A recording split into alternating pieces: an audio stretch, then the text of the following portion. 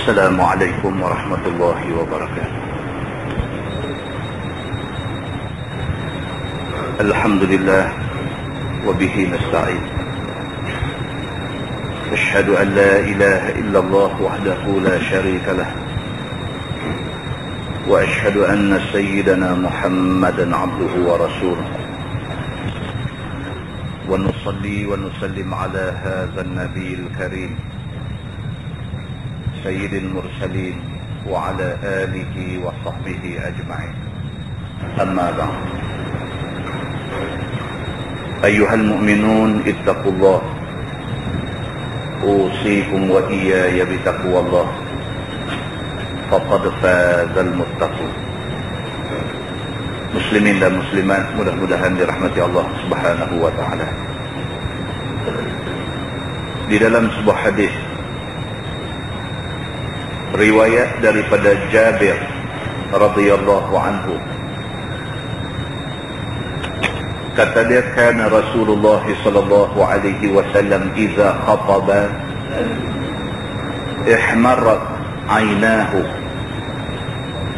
wa ala sawtuhu washtadda ghadabuhu hatta ka'annahu munziru jaysh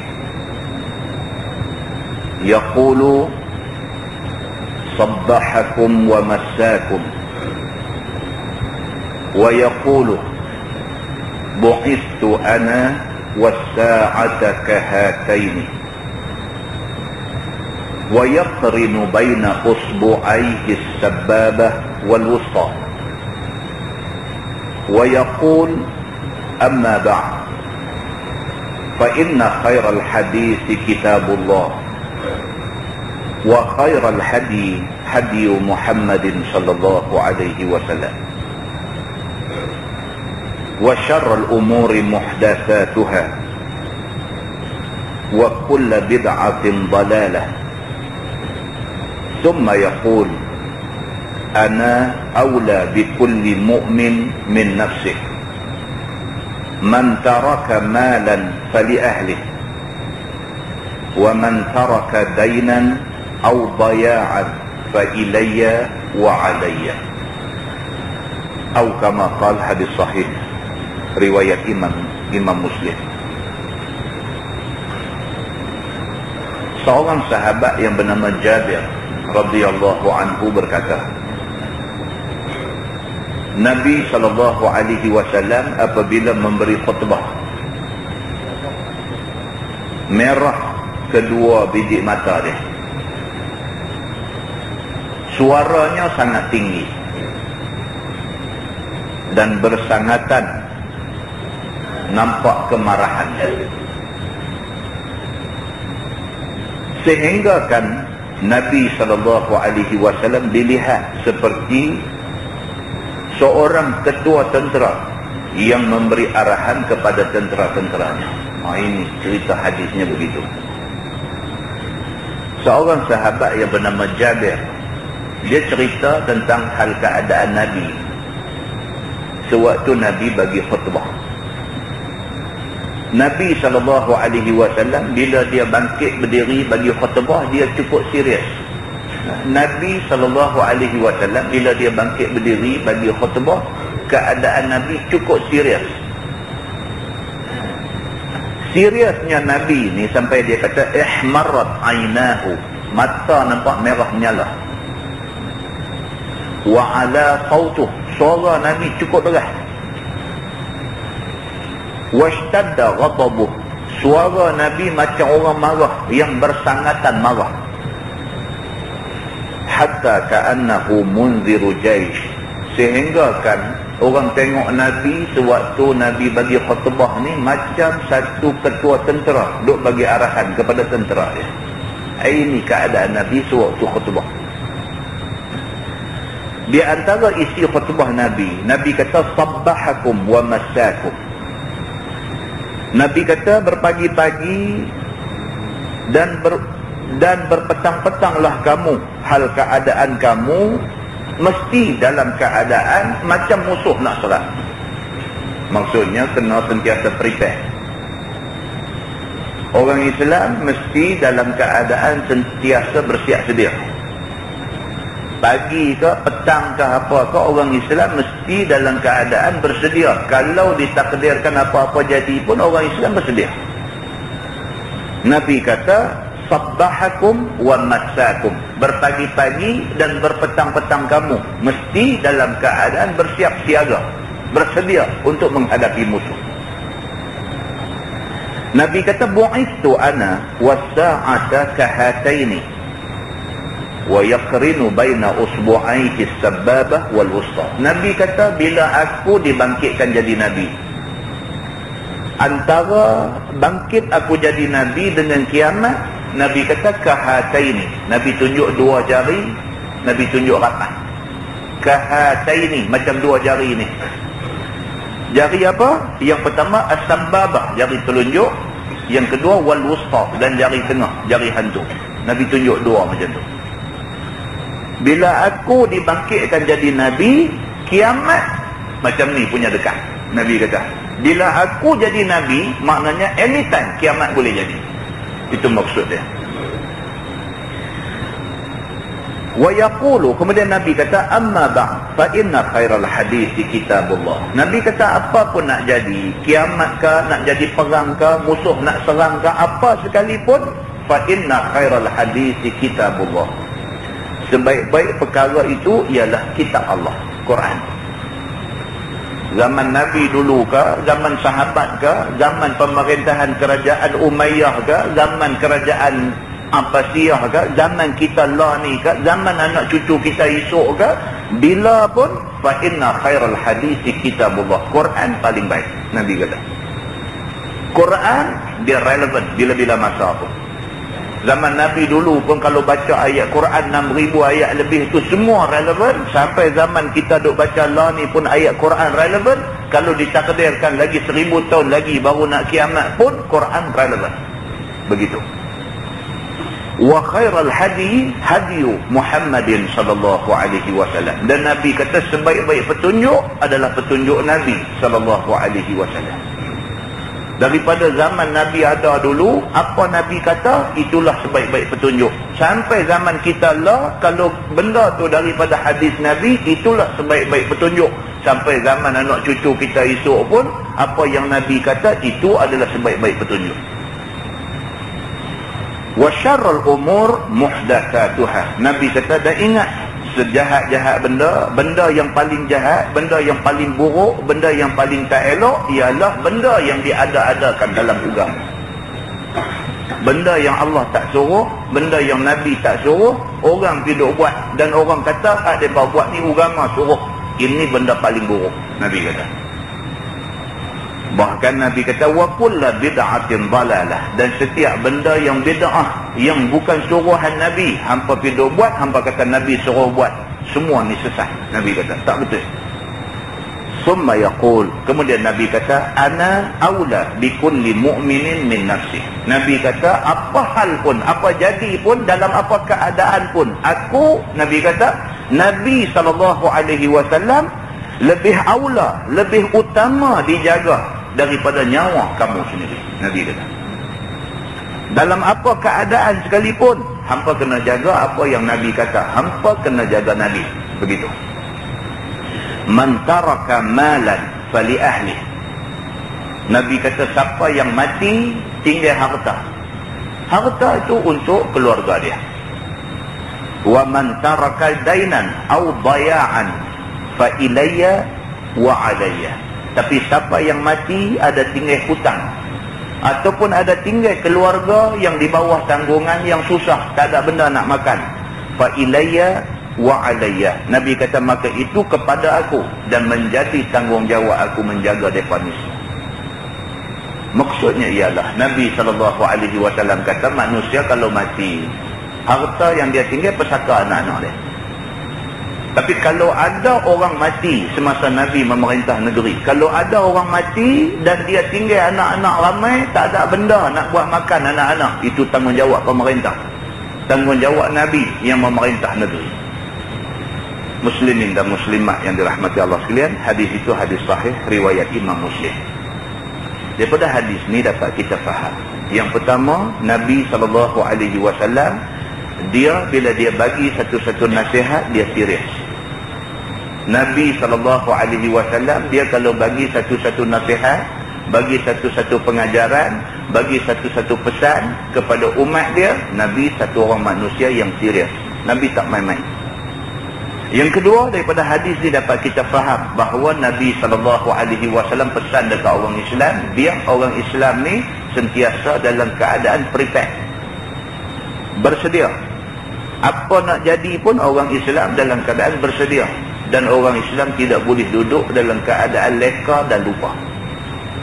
Yang ketiga, daripada hadis ni dapat kita faham bahawa Quran dan hadis Nabi, dia akan kekal menjadi petunjuk kita daripada kita hidup lah ni sampailah kita mati esok.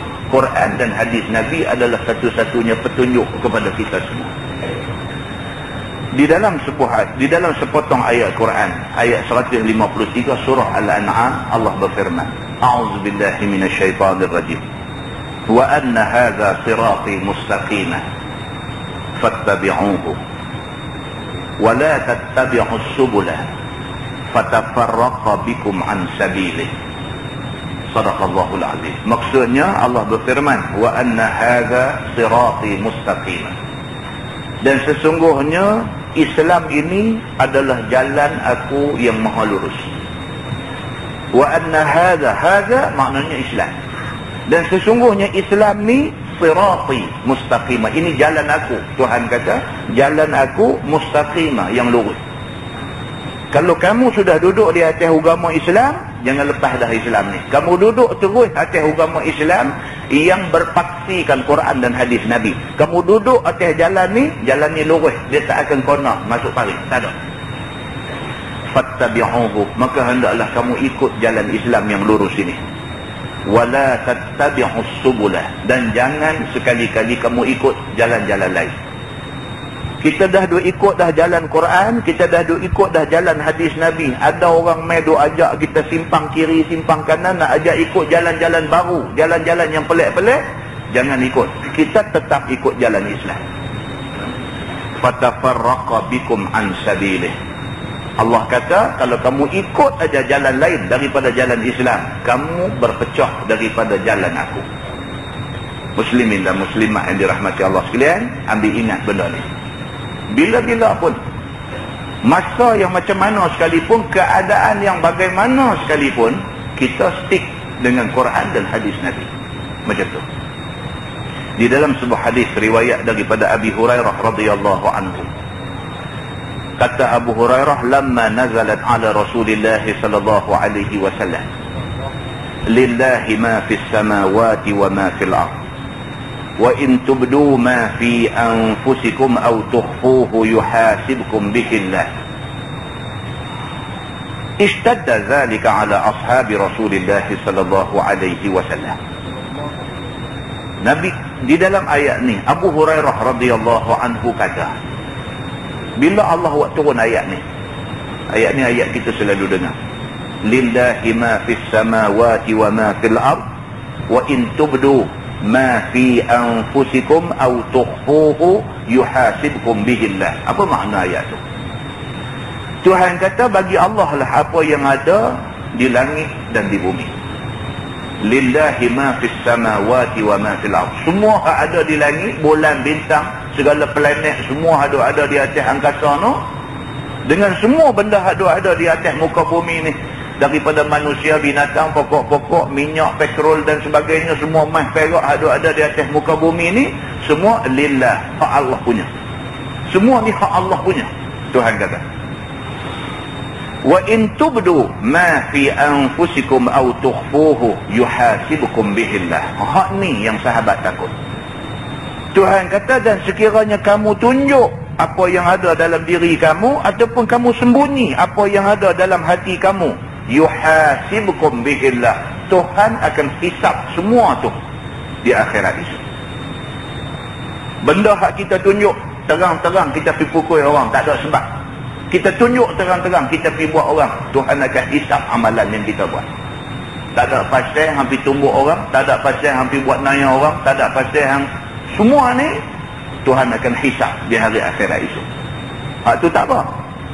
Allah kata lagi au tukhfuhu, ataupun hak kamu sembunyi, kamu tak tunjuk, kamu ingat dalam hati.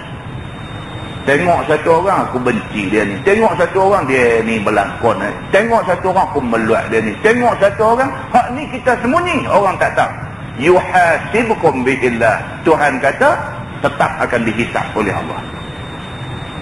Sahabat Nabi SAW bila dengar ayat ni turun, ishtadda zalika ala ashabi Rasulillah. Sahabat-sahabat Nabi bila dengar ayat ni, ishtadda, berasa berat, berasa habislah kita macam ni. Setakat duk jaga diri, jangan pergi duk buat orang terang-terang, yang tu insya-Allah kita boleh jaga. Tapi nak jaga hati daripada lintasan tak baik terhadap orang, hak ni susah. Manusia tuan-tuan, kita manusia, kita tengok satu orang ya, satu benda lintas dalam hati. Manusia tengok satu orang je, dia ni tak boleh pakai. Kalau benda yang macam ni pun Tuhan kata yuhasibukum bihillah, Allah akan hisab kamu, habis kita. Daripada kita bangkit pagi sampai kita nak pejam mata tidur sekejap lagi, berapa banyak lintasan tak elok dia main dalam hati kita, berapa banyak. Tengok satu orang lintas macam ni, tengok satu orang lintas macam ni. Kalau semua ni dihisab oleh Allah Subhanahu Wa Taala, habis kita. Sahabat-sahabat Nabi bila ayat ni turun, depa dengar ayat ni, depa berasa ishtadda, depa berasa syadid benda ni, depa berasa susah kita lepas ni. Apa depa buat? Fa atau Rasulullah sallallahu alaihi wasallam summa baraku ala rukhabi. Depa pun pergi jumpa Nabi sallallahu alaihi wasallam. Bila sampai depan Nabi, depa melutut duduk di depan Nabi. Nabi duduk, depa sampai pun depa melutut duduk depan Nabi. Itu adab. Kita nak bercakap dengan satu orang, orang tu duduk, kita duduk berdiri cekak pinggang, itu tak ada adab. Kita pergi duduk berdiri cegat. Orang kita nak lawan bercakap duduk, kita duduk berdiri cegat. Kita tak ada adab dengan dia, kita tak hormat dia. Sahabat-sahabat dengan Nabi, Nabi SAW duduk, mereka ada hal nak jumpa Nabi. Bila sampai, summa baraku ala rukhabi, pergi duduk melutut depan Nabi, duduk sama dengan Nabi. Faqalu, sahabat kata, ay Rasulullah, kullifna minal a'mali ma nutiq, as-salat wal jihad was siyam was sadaqah, wa qad unzilat alayka hadhihi al-ayah wa la nutiquha. Sahabat pergi jumpa Nabi, sahabat kata, ya Rasulullah, telah diberatkan kepada kami beberapa amalan sebelum ni, yang amalan-amalan itu kami boleh buat. Sahabat pergi jumpa Nabi, mereka kata dekat Nabi, ya Rasulullah, kullifna minal amal, telah diberatkan kepada kami beberapa amalan, yang amalan-amalan yang disuruh kami buat sebelum ni kami boleh buat. Dia kata contohnya as-salat, suruh semayang 5 waktu, kami boleh buat. Wal jihad, suruh kami berjihad, bawa keluar duit, kalau jadi perang bagi derma, bagi duit untuk orang nak pergi perang, kami boleh buat. Kalau perlu kami pergi berperang, kami boleh buat. Wasiyam, perintah suruh kami puasa, kami boleh buat. Wassadaqah, suruh kami bagi sedekah kepada orang-orang yang patut kena sedekah, kami boleh buat. Dah banyak amalan yang Allah suruh kami buat sebelum ni, dan semua amalan tu kami boleh buat. Wa qad unzilat alayka hadhihi al-ayah, tapi dia kata bila turun ayat hak tadi ni, ayat hak kata semua benda hak terlintas dalam hati hak kita duk sembunyi pun, yuhasibukum bihillah, Tuhan akan hisab, fala nutiquha, kami rasa kami tak boleh buat. Dia berkata, surrender awal-awal. Sampai semua benda hak kami sembunyi, hak duk teringat dalam hati, hak tak keluar di mulut, hak tak buat dengan perbuatan ni, hak ni pun Tuhan nak nilai juga, Tuhan nak hisab juga. Rasa macam hak ni kami sangkut. Mereka pergi mengaku di depan Nabi SAW.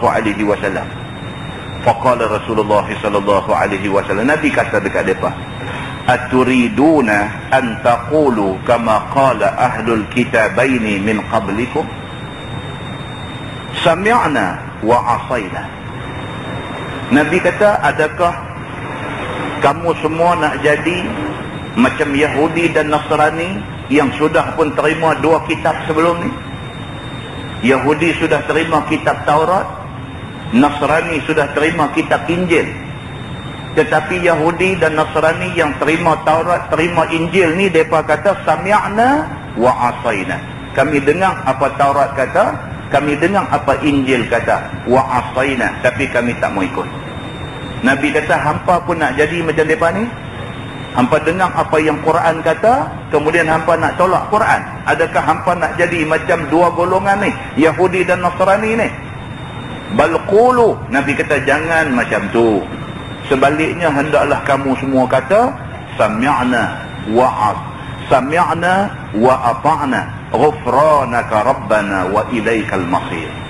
Nabi kata kita orang Islam, umat aku, umat Nabi Muhammad sallallahu alaihi wasallam, bila dengar satu perintah Allah, kita kena kata sami'na wa ata'na. Kami dengar, kami akan taat. Kami dengar dan kami taat. Ghufranaka rabbana, kami minta ampun padamu wahai Tuhan. Hak mana kamu suruh kami dengar, kami akan taat. Kami taat kepada benda ni. Ghufranaka rabbana, minta ampun wahai Tuhan kalau ada sikit sebanyak yang kami buat tak elok dan sebagainya. Ghufranaka rabbana, minta ampun wahai Tuhan. Wa ilaikal masir, kami tahu last sekali kami akan balik menghadap kamu. Ini adab orang Islam. Bila dengar satu perintah Allah dalam Quran, bila dengar satu perintah Nabi dalam hadis, sami'na wa ata'na ghufranaka rabbana wa ilaikal masir. Itu pendirian kita. Kami dengar, kami taat, kami minta ampun kepadamu ya Allah kalau sekiranya dalam nak menunaikan perintah ni ada kami buat slack sedikit sebanyak, kami minta ampun. Wa ilaikal masir, dan satu hari kami tentu akan balik menghadap engkau. Cakap macam tu Nabi kata. Sahabat-sahabat Nabi, falam maqtaraha al-qaum, apabila sahabat-sahabat Nabi dengar apa yang Nabi kata, mulut mereka tak berhenti-henti duk kata benda ni. Sami'na wa ata'na ghufranaka rabbana wa ilaikal masir. Sahabat ni Nabi kata macam tu, dan masing-masing duk ulang apa yang Nabi kata. Sami'na wa ata'na ghufranaka rabbana wa ilaikal masir. Kami dengar, kami taat, kami minta ampun kepadamu ya Allah kalau dalam duk taat ni ada benda yang kami tergelincang buat dan sebagainya, kami minta ampun. Wa ilaikal masir, satu hari kami kok mana pun mati balik menghadap kamu juga. Sahabat tu sebut benda ni tak habis-habis.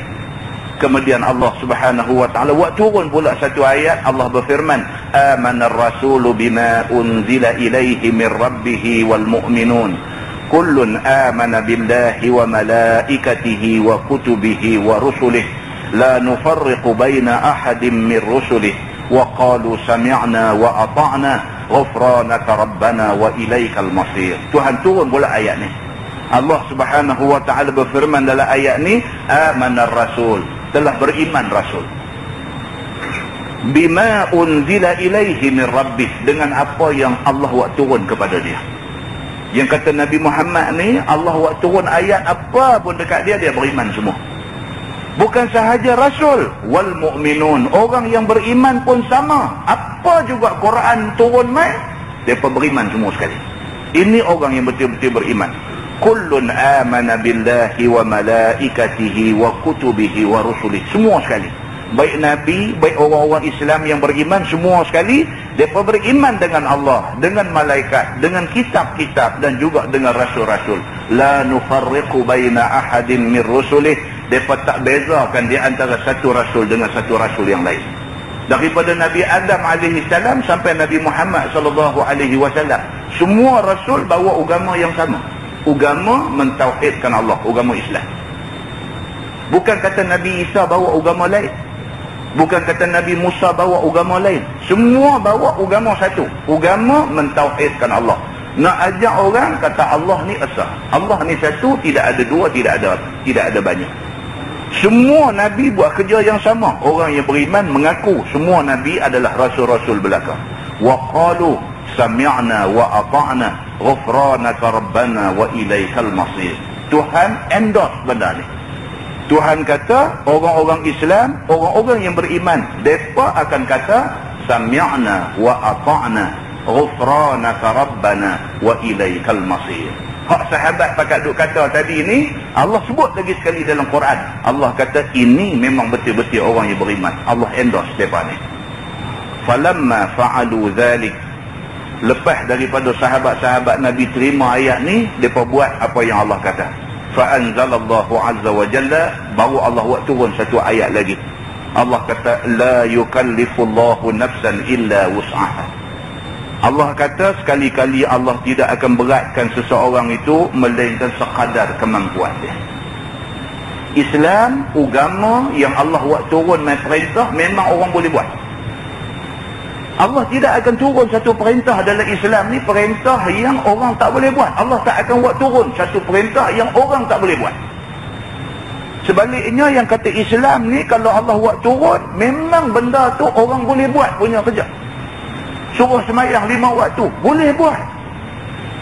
Suruh pakai tutup aurat orang perempuan pakai tudung dan sebagainya, boleh buat. Soalnya bukan tak boleh buat, tak mau buat. Bukan tak boleh buat, saja tak mau buat. Tapi benda yang Allah suruh ni, benda yang boleh buat. Allah kata la yukallifullahu nafsan illa wus'aha. Sekali-kali Allah tidak akan beratkan satu-satu manusia tu melainkan benda tu pada kadar kemampuan dia. Laha ma kasabat, bagi dia pahala kalau sekiranya dia buat. Tuhan kata wa 'alaiha maktasabat, dan ke atasnya dosa kalau sekiranya dia tak buat. Tuhan kata Rabbana la tu'akhidna in nasina aw akhtana. Tuhan suruh Nabi Muhammad ajak kepada orang-orang yang beriman, kata Rabbana, wahai Tuhan, la tu'akhidna, janganlah jadikan kami ni berdosa, in nasina aw akhtana, kalau kami terlupa ataupun kami tersilap buat satu-satu benda. Adab kita dengan Tuhan, kita kena sebut macam tu. Minta dekat Tuhan ni, Rabbana la tu'akhidna, wahai Tuhan, janganlah jadikan kami ni orang yang berdosa, in nasina aw akhtana, kalau sekiranya kami terlupa dalam duk buat benda-benda yang Tuhan suruh ni, terlupa, janganlah jadikan satu dosa dekat kami. Au akhtana, ataupun kami tersilap, janganlah anggap kesilapan kami itu sebagai dosa. Kemudian Nabi SAW bila turun ayat tu, Nabi kata na'am, Nabi kata ya. Memang kita orang Islam kena sebut macam ni. Kemudian Tuhan kata Rabbana wala tahmil alaina isran kama hamaltahu ala alladhina min qablina. Wahai Tuhan, janganlah pikulkan kepada kami beban yang seperti mana kamu pikulkan kepada orang-orang yang sebelum kami. Minta dekat Tuhan, ya Allah, janganlah bagi dekat kami satu benda macam mana yang kamu bagi kepada umat sebelum kami. Benda tu mereka tak boleh nak buat. Jangan bagi benda yang kami tak boleh buat dekat kami. Bila kata lagu tu, Nabi kata na'am, Nabi kata ya. Kita minta dekat Tuhan, jangan sampai Tuhan bagi dekat kita satu benda yang kita tak mampu buat. Rabbana wala tuhammilna ma la taqata lana bih. Minta dekat Tuhan, wahai Tuhan, janganlah kamu pikulkan kepada kami benda yang kami tak mampu nak buat. Jangan test kita dengan satu test yang kita tak boleh tahan. Minta dekat Tuhan. Tuan-tuan, jangan cakap benda ni. Dia main satu test dekat kita, test yang kita tak boleh tahan. Kita fail, terkeluar daripada agama. Awal-awal minta dekat Tuhan, minta ya Allah, Rabbana wala tuhammilna ma la taqata lana bih. Ya Allah, janganlah kamu test kami, kamu pikulkan kepada kami satu benda yang kami tak mampu nak tanggung. Nabi kata na'am, Nabi kata ya. Kita kena minta macam tu dekat Tuhan. Ya? Wa'fu anna waghfir lana warhamna anta maulana fansurna 'alal qaumil kafirin. Dan minta dekat Tuhan, ya Allah, wa'fu anna, maafkanlah kami, waghfir lana, ampunkanlah kami, warhamna, bagilah rahmat dan kesian kepada kami, anta maulana, kamulah ya Allah Tuhan yang boleh melindungi kami, fansurna 'alal qaumil kafirin, tolonglah kami dalam menghadapi kaum kafir yang ada ramai di muka bumi ini. Muslimin dan muslimat yang dirahmati Allah sekalian, Nabi kata na'am, Nabi kata ya, itulah benda yang kita kena minta. Hadis ini hadis sahih riwayat Imam Muslim. Muslimin dan muslimat yang dirahmati Allah sekalian. Nah, kita tentang kesimpulan hadis ni satu, kita ni lemah. Itu kesimpulannya, kita lemah. Mai penyakit apa pun kita kena. Mai musuh serang, kita kena. Tuan-tuan, banyak ustaz-ustaz duk baca hadis, duk cerita tentang akhir zaman. Akhir zaman ni umat Islam ramai, tapi karusa Israel, Nabi kata seperti buih dalam laut. Kita selalu dengar orang duk baca hadis ni. Nabi kata menjelang akhir zaman orang Islam ramai, tapi orang Islam hak ramai ni macam buih dalam laut, tak boleh buat apa. Bahkan Nabi kata orang Islam akhir zaman akan jadi macam laut, macam laut yang dikelilingi oleh orang hak nak makan laut ni. Orang Islam jadi laut. Orang ni cubit, orang ni kepak, orang ni korek biji mata ambil makan. Macam ni jadi. Macam Nabi kata adalah hadis ni, jadi hari ni. Hari-hari buka televisyen tengok orang Islam di Iraq duk kena. Dia alih pandangan orang Islam satu dunia. Satu dunia dia alih pandangan suruh tengok orang Islam di Iraq kena macam tu. Semua orang duk tengok di Iraq. Di Palestin duk mati lagi ramai daripada sebelum ni. Sebelum jadi hak Iraq ni orang duk tengok Palestin, orang Islam Palestin duk kena macam-macam. Dia alih perhatian satu dunia. TV, surah abang, apa semua hari ni cerita duk fokus Iraq, duk fokus Iraq. Dalam mata semua orang duk tengok Iraq, dalam masa tu juga orang Islam di Palestin lagi dahsyat kena bunuh. Lagi dahsyat. Muslimin dan muslimat yang dirahmati Allah sekalian. Benda yang kita duk cita-cita, duk cadang nak tengok sebelum ni tak jadi belakang. Kita kata Amerika kalau dia serang Iraq, Iraq tentu lepas peluru berpandu pergi ke Israel punya. Kita duk kata macam tu, tengok tak jadi tuan-tuan. Tak jadi. Israel duk Maharaja Lela beraja di mata bersultan di hati lagi. Kita duk kata hari tu ni, kita duk ingat kalau Amerika betul-betul attack Iraq, Iraq mesti tembak peluru pergi ke Israel. Kita kata macam tu, tak jadi tuan-tuan. Tak banyak sikit kita rasa frust. Kita rasa frust. Tapi itulah yang berlaku hari ni. Dia jadi macam hak Nabi kata. Nabi kata orang Islam akhir zaman bukan sikit. Orang Islam akhir zaman ramai. Tetapi ramai ni, ramai macam buih dalam laut. Buih saja pecah buih tu. Orang Islam akhir zaman jadi macam laut yang dilengkongi oleh musuh-musuh ada keliling. Ikut macam-macam, berasa nak kepak ekor makan, berasa nak kepak apa, berasa nak korek, berasa nak rebuk ambil isi, berasa apa, ikut suka nak buat apa pun. Orang Islam hari ini sudah berada dalam keadaan yang macam tu. Maka Allah sebut dalam ayat yang kita duk baca ni, ayat 286 suratul Baqarah ni, Allah kata minta doa dekat Tuhan, wa'fu anna waghfir lana. Minta maaf ya Allah, minta ampun ya Allah, warhamna, tolonglah kesian dekat kami, anta maulana, kamulah Tuhan yang boleh tolong kami, kamulah pelindung kami, fansurna 'alal qaumil kafirin, tolonglah kami daripada ancaman kaum kafir yang sentiasa nak ganyang kami semua. Muslimin dan muslimat yang dirahmati Allah sekalian, kita ambil iktibar. Sebenarnya orang Islam kalau betul-betul dia study Quran, dia study hadis, orang Islam sepatutnya sudah dalam keadaan bersedia. Hadis yang mula kita baca tadi, Nabi kata apa? Sabbahakum wa masakum. Berpagi-pagi dan berpetang-petanglah kamu dalam keadaan kamu bersedia. Bersedia bukan maksudnya siap golok perak selip belakang pintu, tapi persediaan yang sesuai dengan keadaan semasa. Tapi apa yang jadi hari ini, orang Islam tak ada apa. Tak ada apa. Dari segi weapon, senjata, dari segi equipment, dari segi peralatan, semua segi tak ada apa. Bahkan dari segi perpaduan pun tak ada. Itu dia yang paling teruk. Takat tak boleh buat tank, takat tak boleh buat kapal terbang, takat tu tak apa. Sampai perpaduan pun tak boleh nak buat. Kita tidak bercakap perpaduan dalam konteks rantau Arab. Kita bercakap dalam konteks kita sekampung pun tak boleh nak jadi elok. Apa kita nak bercakap dalam konteks negeri, dalam konteks negara, dalam konteks rumpun Islam. Dalam kampung pun kita tak boleh dapat satu suara. Muslimin dan muslimat yang dirahmati Allah. Ini kelemahan yang paling dasar yang berlaku di kalangan kita hari ini. Masing-masing orang, kalau benda kecil-kecil tolak di tepi. Tengok benda yang besar-besar. Pasal apa? Pasal musuh sentiasa menunggu kita dalam keadaan yang macam ni. Bila kita duduk dalam keadaan lemah, masa ni mereka attack, kita lari habis semua. Mudah-mudahan Allah Subhanahu Wa Ta'ala tolong kita. Mudah-mudahan Allah Subhanahu Wa Ta'ala bantu kita. Mudah-mudahan Allah Subhanahu Wa Ta'ala buka hati-hati kita. Kita boleh bersatu di atas nama agama. Kita bersatu untuk nak cari keredaan Allah Subhanahu Wa Ta'ala, dan teras kepada persatuan dan perpaduan kita ialah Quran dan hadis Nabi sallallahu alaihi wasallam.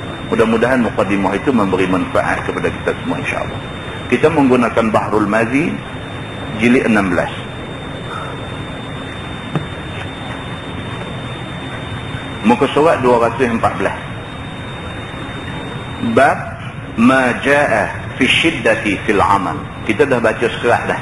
Bab ma jaa fi syiddati fil amal, iaitu bab yang datang pada menyatakan melampau pada beramal. Kita dah baca dah gazet dia pada bulan lepas sikit. Bagaimana Islam nak bagi ingat kepada kita, jangan kita ni melampau dalam melakukan benda baik sekalipun. Melampau tak mahu. Apa pun melampau tak mahu. Nabi kata wa khairul umur awsatuha. Sebaik-baik perkara kita ambil yang awsatuha, yang pertengahan. Jangan lebih-lebih. Pasal apa? Selalunya kalau lebih-lebih, sat aja kita jemu. Lebih-lebih, sat aja kita jemu. Jangan lebih-lebih. Dalam hadis lain Nabi SAW kata, kamu buat banyak mana pun Allah tidak jemu untuk bagi pahala, tetapi takut kamu jemu untuk nak buat dia. Nabi kata, Inna Allah la yamallu. Allah tidak jemu. Tetapi yang takutnya Nabi kata, kamu tamallu, kamu yang pergi jadi jemu.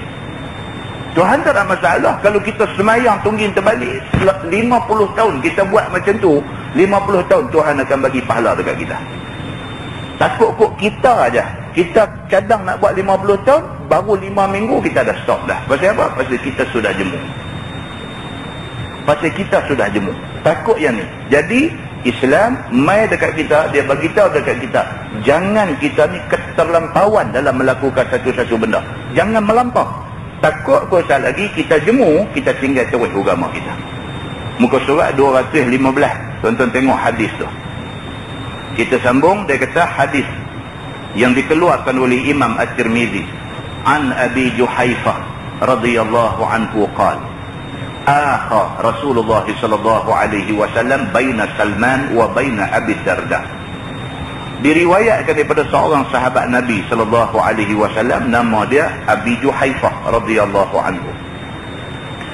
Kata dia telah dipersaudarakan, yakni telah diakadkan oleh Nabi sallallahu alaihi wasallam akan bersaudara semacam orang yang bersaudara seibu sebapa di antara dua sahabatnya, iaitu di antara Salman Al-Farisi dan antara Abi Darda radhiyallahu anhu.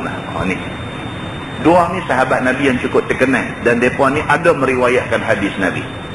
Satu, Salman Al-Farisi. Salman Al-Farisi ada hadis, tuan-tuan, Nabi SAW satu hari tepuk bau Salman. Nabi tepuk bau Salman, Nabi kata hadza wa qaumu. Bila orang tanya ni betul ke Allah Subhanahu Wa Ta'ala akan naikkan Islam dengan orang yang tertentu? Nabi kata ya, betul. Sahabat tanya siapa? Salman. Kebetulan ada sebelah Nabi. Nabi tepuk bau Salman. Nabi kata hadza wa qaumu. Dia ni dan kaum dia. Salman bukan orang Arab. Salman Al-Farisi, dia orang Parsi, dia orang Iran. Itu sebab hari itu bila Iran naik sebagai sebuah negara Republik Islam apa semua, mereka duk pegang kepada benda ni. Mereka kata cerita Islam nak naik balik melalui mereka ni ada disebut oleh Nabi. Mereka kata wallahu a'lam. Tapi Salman Al-Farisi ini orangnya. Nabi SAW biasa tunjuk keistimewaan dia. Salman Al-Farisi orang yang terkenal. Demikian juga seorang lagi yang bernama Abu Darda radhiyallahu anhu, pun juga sahabat yang terkenal, banyak riwayat hadis. Nabi SAW panggil Salman, panggil Abu Darda. Nabi jadikan mereka ni saudara. Bukan saudara kawan aja tak. Saudara macam saudara seibu sebapa. Saudara yang sampai ke peringkat kalau mati boleh ambil pesaka. Nabi buat mereka bagi jadi macam tu. Maka jadilah dua orang itu bersaudara. Semacam orang bersaudara seibu sebapa pada zaman awal Islam. Sampai boleh ambil pesaka apabila mati salah seorangnya. Nabi buat mereka, Nabi akadkan mereka ni bagi jadi macam adik-beradik, satu mak satu pak. Begitu. Kemudian daripada tak berapa tahun, maka berubah hukum Islam itu. Iaitu membatalkan hukum bersaudara-saudara itu sampai boleh ambil-ambil pesaka itu. Kemudian hukum tu dibatalkan, dimansuhkan. Hari ini tak boleh. Hari ini kalau kita ada satu kawan cukup kamcing dengan kita, cukup close, cukup baik dengan kita, kita tak boleh kata kau ambil hang jadi macam anak aku, kau ambil hang jadi macam adik aku. Tak boleh. Kalau ambil pun jadi adik angkat macam tu je. Dia tak boleh nak jadi macam adik dengan abang kandung. Tak boleh. Sebab hukum ini sudah dimansuhkan. Maka jadilah sebab bagi dapat pesaka si mati itu 3 sebab. Yang pertama nikah, yang kedua nasab, yang ketiga wala. Maka yang tiada salah satu daripada 3 itu tidak dapat pesaka. Pesaka cuma dapat dengan jalan tadilah bila menikah. Perempuan tu orang lain. Perempuan orang lain. Orang Singapura, orang Hong Kong, orang Taiwan, orang mana perempuan ni. Kita ni orang jelutong. Kita pergi menikah dengan orang Hong Kong misalnya. Walaupun dia orang Hong Kong, kita orang jelutong. Bila menikah saja kita mati, duit kita dia boleh dapat. Nikah boleh menyebabkan dia dapat pesaka. Itu jalan dia. Maka kemudian daripada telah dinasahkan bersaudara-saudara seperti yang tersebut itu, maka berakuan saudara pada mengerjakan taat dan bertolong-tolong atas agama dan berbantu-bantuan atas mengadakan kebaktian dan mendirikan yang hak itu ada dan harus ia pada syarak tapi tiada wajib. Lepas daripada dimansuhkan hukum tu, kita hanya boleh jadi kawan saja. Baik macam mana pun jadi kawan saja. Keluarga angkat, adik angkat, abang angkat, kawan saja. Takat tu saja. Tak boleh pergi sampai ke peringkat nak mewarisi harta dan sebagainya, tak boleh lagi. Dan kemudian daripada sudah Nabi SAW mempersedarakan antara 2 sahabat yang bernama Salman Al-Farisi dan Abu Darda itu, kata Abu Juhaifah lagi.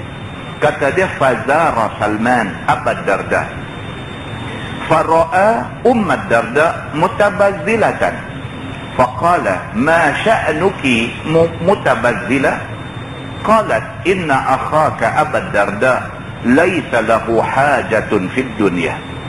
Maka pergilah ziarah Salman akan saudara setianya yang bernama Abu Darda itu ke rumahnya. Maka Salman pun satu hari pergi ziarah Abu Darda. Dah Nabi bagi mereka jadi macam adik abang, dia pergi ziarah rumah adik-beradik dia. Apabila tiba dia ke rumah Abu Darda, maka sudahlah ia nampak isteri Abu Darda yang dipanggil dengan nama Ummu Darda itu dilihat memakai pakaian buruk semacam khadam.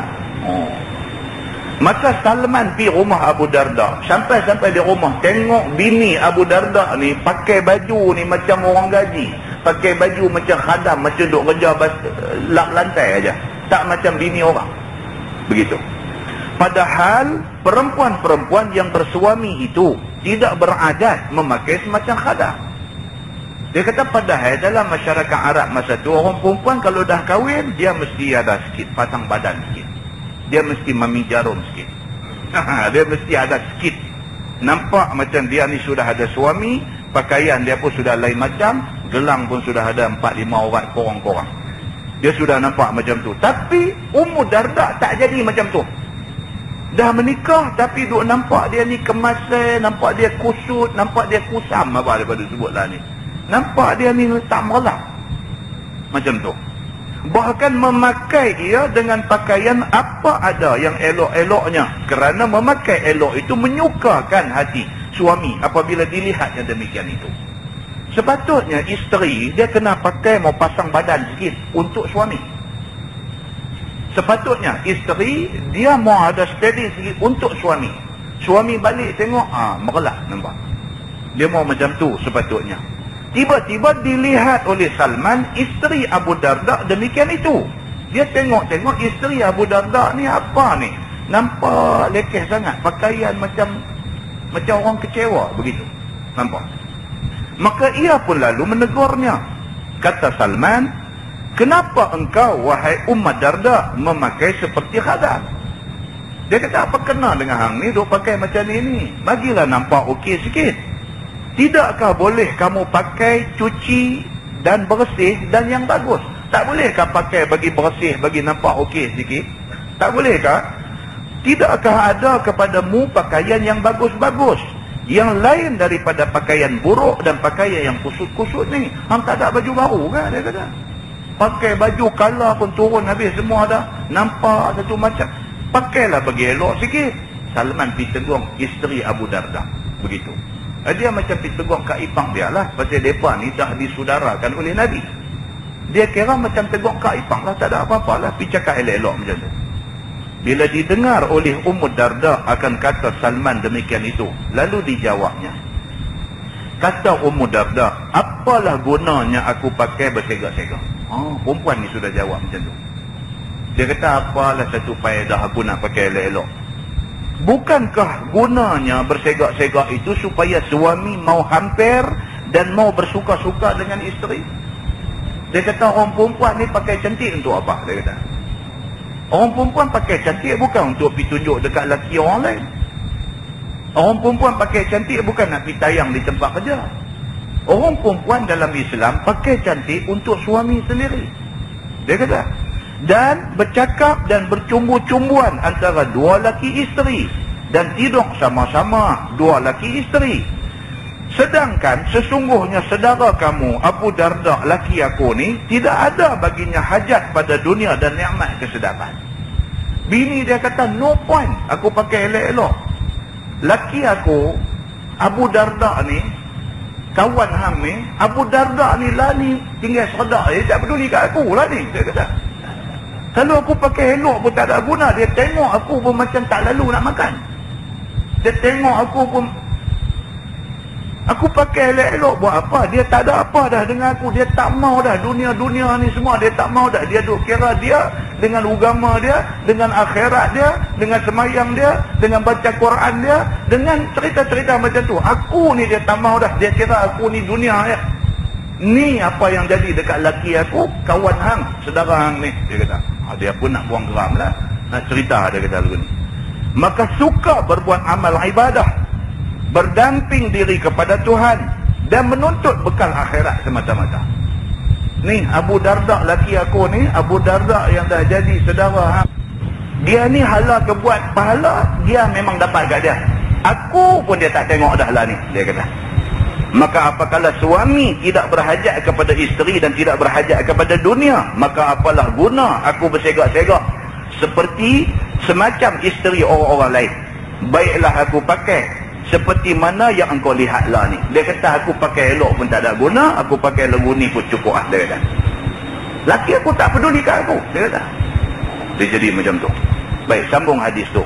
Qala falamma jaa Abu Darda qarraba ilaihi ta'aman faqala kul fa inni sa'im. Qal ma ana bi'akil hatta ta'kul. Qala fa'akalah. Kata Abu Juhaifah, maka tak kala datang Abu Darda, tengah Salman duk sembang dengan isteri Abu Darda ni, tengah duk sembang, Abu Darda balik.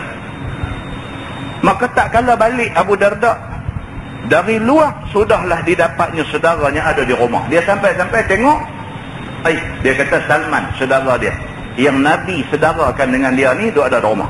Dia nampak. Maka ia pun, yakni Abu Darda pun menghampirkan makanan kepada saudaranya Salman itu supaya makan dia. Dia balik-balik dia olik makanan. Dia terus hidang makanan bagi dekat Salman ni. Dia kata, Allah man, hang lama tak mai. Macam tu, makan. Dia kata, makan. Dia suruh Salman makan. Dan Abu Darda pada masa itu sedang puasa sunat, tapi dia puasa. Ni yang kata tu saya ni. Tuan-tuan, benda ni masalah kan.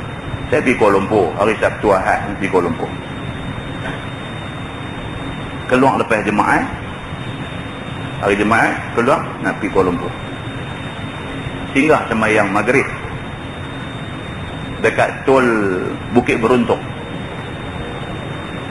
Keluarkan tu orang korang sikit, semayang maghrib.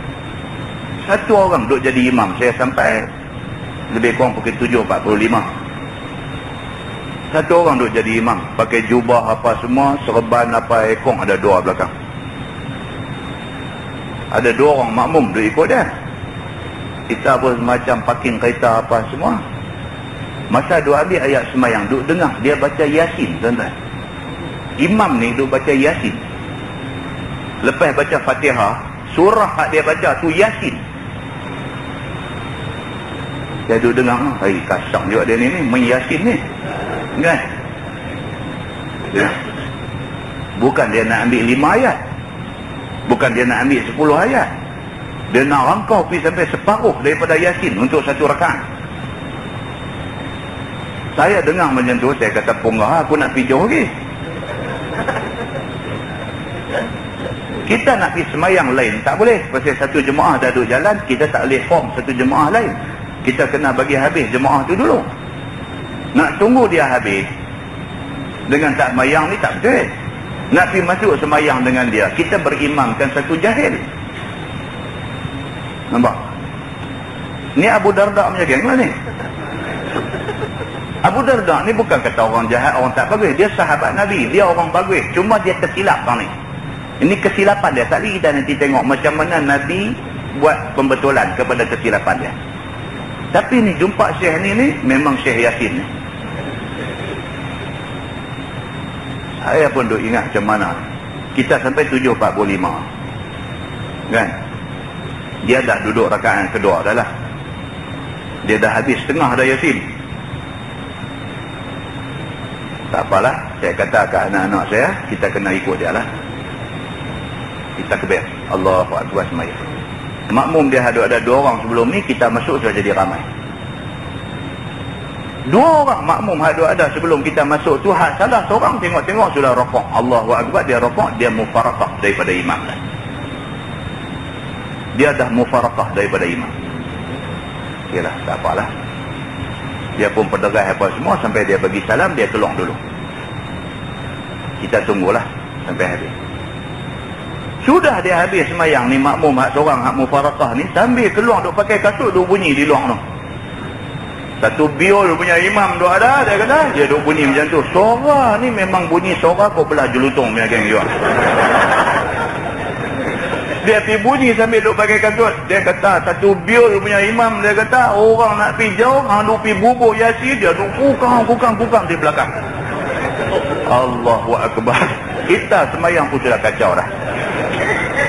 Tuan-tuan, kita nak salah dia tak boleh. Dia ada hal. Kita duk baca hadis di masjid ni berapa kali dah kita baca hadis. Bila jadi imam, ringankan sembahyang. Pasal apa? Pasal makmum ni macam-macam cerita. Ada yang hari, dia ada benda nak pergi buat lagi. Lepas ni dia nak pergi manakan lagi. Dia drop by, nak sembahyang aja dia sudah pergi kena getah dengan kita. Ada makmum sakit, tak boleh berdiri lama. Bila berdiri lama dia nak rebah. Macam-macam duk ada belakang ni. Ada ibu, mak, anak kecil duk ada. Tak sat semayang nak ambil fadilah semayang berjamaah. Semayang anak kecil duk teriak wah yang tu imam duk bubur Yasin. Ini semua Islam suruh kita consider.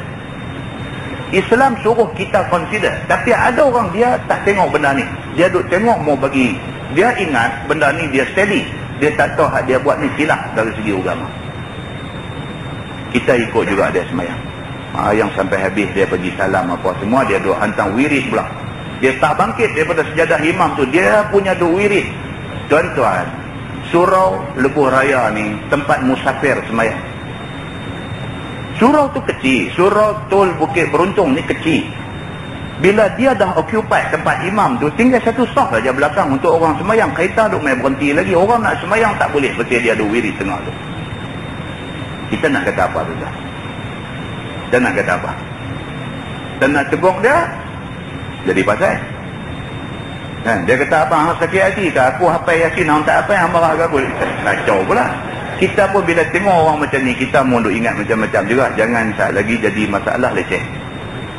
Cuma kita duk ingat apalah jadi macam ni. Pergi mengaji lah. Pergi mengaji benda ni, kita nanti dapat penjelasan dalam agama macam mana nak selesai benda-benda macam ni. Muslimin dan muslimat yang dirahmati Allah sekalian. Hak Syekh tadi satu bab lah, keluar pakai kasut, apa punya biol, punya imam lah, apalah, dia pun mana dia pergi lepas tu kita tak tahu lah.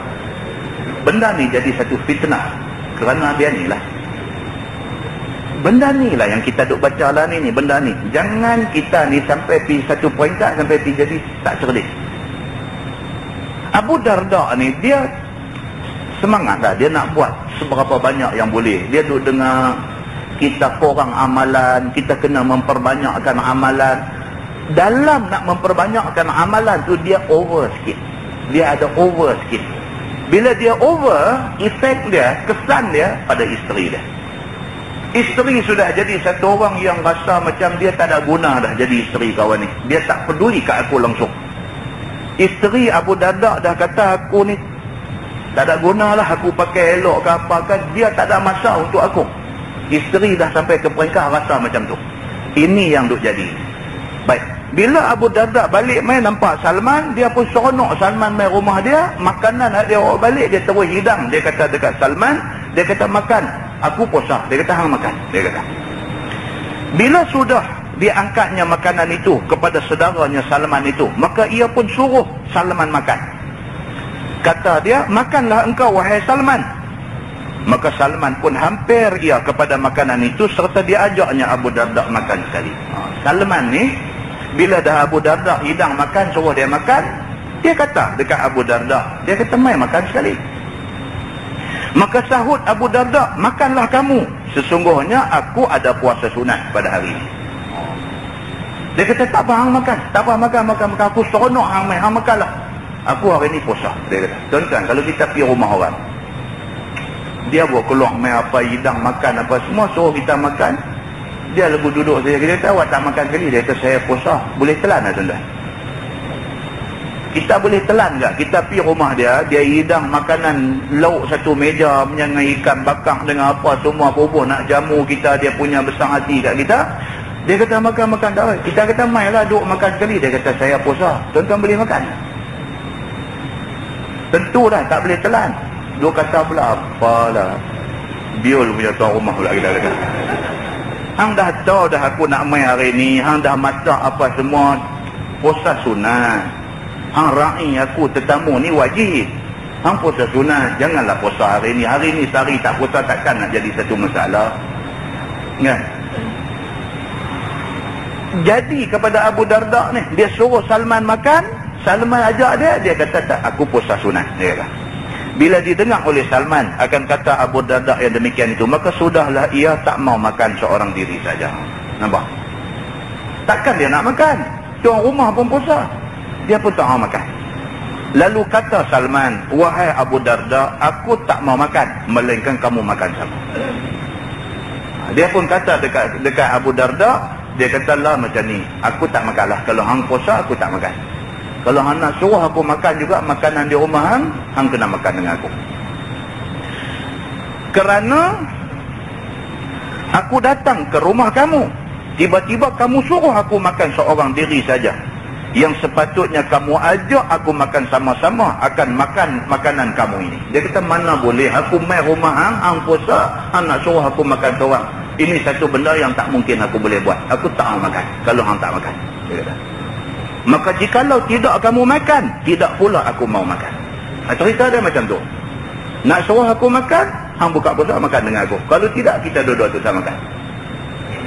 Maka kata Abu Juhaifah, bila didengar oleh Abu Darda kata saudaranya Salman yang demikian itu, maka Abu Darda pun batalkan puasa sunat dia. Lalu dia makan sama-sama Salman. Dia pun okeylah. Pasal apa? Dia duk ingat hang ni dengan aku jadi saudara, pasal Nabi yang bagi kita jadi saudara. Kalau hang kata macam tu, aku ikut. Tani nampak cantik sikit. Walaupun dia nampak tadi satu macam ya, nampak dah okey. Dia boleh fikir lagi. Okey, dia kata dia pun buka puasa, dia makan. Dari sini dapat ulama satu hukum, iaitu harus batalkan puasa sunat. Ini satu hukum dapat. Puasa sunat boleh batal. Atas sebab-sebab yang macam ni. Orang main rumah, tetamu main dan sebagainya, kita buka puasa. Bahkan sunat pula orang yang puasa itu membatalkan puasa dia manakala mau menghormatkan tetamu. Sunat pula batal puasa tu. Sunat dia buka puasa. Kerana menghormatkan tetamu itu disuruh sangat-sangat oleh syariat. Itu dia. Maka pada hadis yang tersebut itu, Abu Darda menghormatkan tetamu, lagi menghormatkan saudaranya yang setia itu. Dengan kerana itu dibatalkan puasanya, lalu makan dia bersama-sama saudaranya, dia kata. Kemudian daripada itu, maka Salman tinggal dan bermalam di rumah saudaranya itu. Salman lepas dah makan apa semua, duduk sembang-sembang di rumah Abu Darda ni. Malam tu dia tidur di rumah Abu Darda. Kata Abu Juhaifah, falamma kana al-lail zahaba Abu Darda liyaqum, faqala lahu Salman nam, fanama, thumma zahaba yaqum, faqala lahu nam, fanama. Abu Darda maka tak kala adalah pada waktu malam, tidur Salman di rumah Abu Darda itu. Di dalam keduanya sedang tidur, pergilah Abu Darda supaya bangun mau berbuat ibadah. Itu dia. Duduk tidur malam tu, Salman di rumah Abu Darda, tidur di rumah Abu Darda. Tengah duduk tidur, Abu Darda bangkit dah. Dia dah bangkit dah. Bila dilihat Salman akan dia sudah pergi bangun, lalu berkata Salman baginya, mari tidur. Dia kata, maka tidurlah kamu. Apa mau buat bangun? Tidur. Ambil hak badan kamu puas-puas. Bila didengar oleh Abu Darda kata saudaranya itu, maka tidurlah ia. Itu dia. Tetamu dia tidur satu bilik dengan tetamu dia. Pukul berapa ke? Pukul 2, pukul 3 bangkitlah. Abu Darda ni bangkit dah, bangkit nak sembahyang sunat. Salman tetamu. Salman sedang. Bila Abu Darda bangkit nak sembahyang, dia sedang. Dia tengok kau ni bangkit nak pergi sembahyang, dia kata nam. Nam, tidur. Abu Darda pun, aku nak pergi ibadat pula, dia suruh tidur pula. Apa dia ni duk ingat macam tu. Dia kata tidur. Pasal apa? Ini masa kita mesti memenuhi hak badan kita. Badan kita memerlukan masa rehat. Kalau pukul 2 dah nak bangkit sembahyang sunat ni, tak maulah. Sat lagi ujung-ujung dekat nak subuh lagi, bangkit bagi awal sikit sembahyang sunat, tak apa. Pukul 2 dah nak start bangkit sembahyang sunat, nak baca Quran, nak apa, nak tidur berapa jam. Badan perlu hak untuk rehat. Setelah seharian kita guna badan kita, tenaga kita buat kerja cari rezeki, nak bela anak bini, malam masa rehat. Bagi masa yang cukup untuk badan kita rehat. Awal lagi baru tidur sat aja hang dah bangkit nak buat ibadat, Salman kata dekat dia, nam, tidur. Dia pun bila dah Salman kata macam tu, maka tidurlah dia pun tidur. Kemudian daripada tak berapa lama, sudahlah bangun pula Abu Darda mau membasuh muka dan ambil ayat semayang dan berjaga nak buat ibadat tengah malam. Bila dilihat oleh Salman demikian, lalu disuruhnya tidur lagi. Kata Salman, tidur kamu wahai Abu Darda. Tidur untuk ambil hak badan kamu puas-puas. Apabila didengar oleh Abu Darda kata Salman itu, maka ia pun kembali tidur sampai pagi. 2 kali dia nak bangkit, Salman jaga. Salman kata dekat dia, tidur. Aku kata tidur. Dia ni pun apa, tak apalah, tetamu punya pasal, tidur balik. Begitu. Kata Abu Juhaifah radhiyallahu anhu, falamma kana 'inda subh qala lahu Salman qumil an, faqama fasallaya. Maka tak kala adalah malam itu datang waktu subuh. Dah nak pagi dah nak subuh dah. Berkata Salman bagi saudaranya. Salman pula bangkit, dia ni lagu tak bangkit pula dah. Tadi dia nak bangkit 2 kali, kawan ni suruh tidur. Dah dekat nak subuh, dia lagu tak bangkit, kawan ni pula dah bangkit. Salman bangkit gerak dia, okey. Dia kata, lah ni bangkit.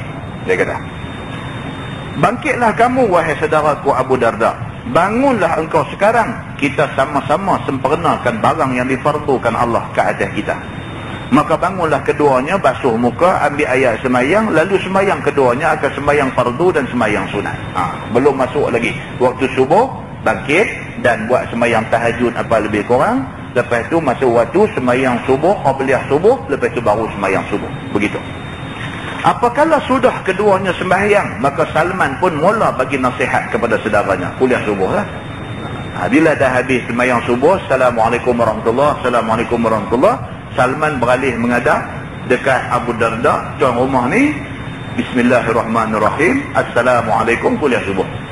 Satu kuliah subuh dia sudah bagi dekat Abu Darda ni tadi. Faqala inna li nafsika alayka haqqa. Maka kata Salman, wahai Abu Darda, bahwasanya bagi diri kamu itu ada perkara yang wajib ke atas kamu. Setengah daripadanya ialah wajib atas kamu memeliharanya daripada sesuatu yang boleh membinasakan dia. Diri kita ni, dia ada hak yang mesti kita penuhi. Di antara hak badan ialah rehat. Kita kena bagi hak rehat untuk badan kita. Dia kata macam tu. Dan jangan berlapak kamu sampai membawa kepada membinasakan diri. Jangan sampai tak mau makan. Pasal apa? Pasal Nabi kata, nahnu qaumun la na'kulu hatta naju' wa iza akalna fala nashba'. Nabi kata, kami ini orang Islam ni adalah satu kaum yang kami tak akan makan melainkan setelah kami lapar. Dan kalau kami makan, fala nashba', kami tak makan sampai kenyang, tak boleh nak bergerak. Nabi kata begitu. Ada orang bila dengar hadis ni sampai tak mau makan langsung. Jangan sampai macam tu. Kamu duk tahap diri tak mau makan, kamu membinasakan diri kamu dan kesihatan kamu sendiri. Itu salah dari segi agama. Salman kata macam tu. Maka jangan berjaga dan tidak mau tidur sampai membawa kepada tidak mensihatkan dan tidak menyakitkan badan. Dia kata, aku nak pesan satu. Malam masa tidur, masa kena rehat. Hang jangan sampai tak mau rehat. Dia kata, pasal apa? Kalau hang sampai tak mau rehat, rosak badan hang. Dia kata, kesihatan hang rosak. Jangan makan minum sampai membawa kepada membinasakan. Lapang pun jangan, makan sampai nak merosakkan diri pun jangan. Dia kata. Dia bagi nasihat. Ni kuliah subuh dia.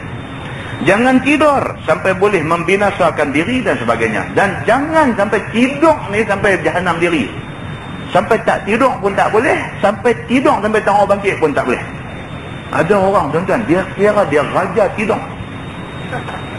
Sampai tak tahu pukul berapa, sampai tak tahu bila, sampai tak tahu duduk tang mana, yang dia tahu tidur. Macam ni punya pun duduk dah. Raja tidur. Malam masa tidur tu memang dia tidur. Memang dia tak beri cakna tu, memang dia tidur. Lepas sembahyang subuh tidur lagi. Lepas sembahyang subuh cari bantai ruk satu orang lagi. Sampai pukul 9 pula. Bangkit pukul 9, pergi makan apa, kacapati, tosih apa lebih kurang sikit, kena lebih kurang kenyang, pegang Sarawak, tidur dengan Sarawak pula lah. Yang ni raja tidur. Terlampau punya duduk tidur pun dia jadi kemasai juga. Dia membinasakan badan dia juga. Tak mau juga. Sampai tak mau tidur punya nak semayang pun tak mau juga. Tuan-tuan, Nabi kata apa? Wa khairul umur awsatuha. Sebaik-baik perkara kita ambil yang pertengahan. Waktu tidur, tidur. Waktu mengaji lah. Waktu mengaji pun duk pejam juga, tak cong. Kan? Waktu mengaji. Waktu tidur. Kita mau bagi adil macam tu. Dia kata. Baik. Buatlah semua tu menurut sebagaimana aturan syarak. Ikut lagu agama punya suruh. Agama suruh semayang, time bila, time tu kita semayang. Agama suruh makan, time bila, time tu kita makan. Macam mana agama atur, macam tu kita ikut. Salman kata dekat Abu Darda macam tu. Dan sebaik-baik pekerjaan itu ialah pertengahan jua. Ini hadis yang kita baca, wa khairul umur awsatuha. Sebaik-baik perkara kita ni biar moderate. Kita ni moderate. Tak keterlaluan ke sini, tak keterlaluan ke sini. Kita moderate. Kita bercakap berdasarkan ilmu. Begitu dia kata. Kata Salman lagi, wa li rabbika 'alaika haqqan. Dan bagi Tuhanmu ada beberapa banyak perkara yang wajib ke atasmu. Kita sebagai hamba Allah, kita ada tanggungjawab dengan Allah. Dia kata, iaitu menjunjung apa suruh Allah dan menjauhkan apa tegah Allah. Tuhan suruh buat, kita buat. Tuhan suruh semayang fardu 5 waktu sehari semalam, kita semayang. Tuhan suruh puasa bulan Ramadan, kita puasa. Tuhan suruh apa dalam Quran, kita buat. Kita beribadah kepada Allah. Percaya dan yakin dan i'tiqadkan semacam yang dikehendaki oleh Allah. Ikut macam mana Tuhan punya mahu. Dia kata, walidhaifika 'alaika haqqan. Dan bagi tetamu kamu ada perkara yang wajib atasmu. Dengan tetamu pun kita ada hak. Dia kata, Maka apabila datang orang ziarah dan singgah ke rumah kamu, wajib kamu raih dan kamu bermesra-mesra dengan dia. Kita tunjuk, kita welcome dia. Angkatkan makanan apa yang ada padamu, ajak dia makan sama-sama. Bagi tempat tidur atas kadar upaya kamu. Perbuatlah atas tetamu kamu itu sebagai yang disuruh Allah. Kalau dia kata dia nak tidur, okey, tak apa, siap tempat tidur, lebih kurang bagi dia tidur. Maka semuanya tersebut dia adalah hadis yang disyarahkan oleh ulama.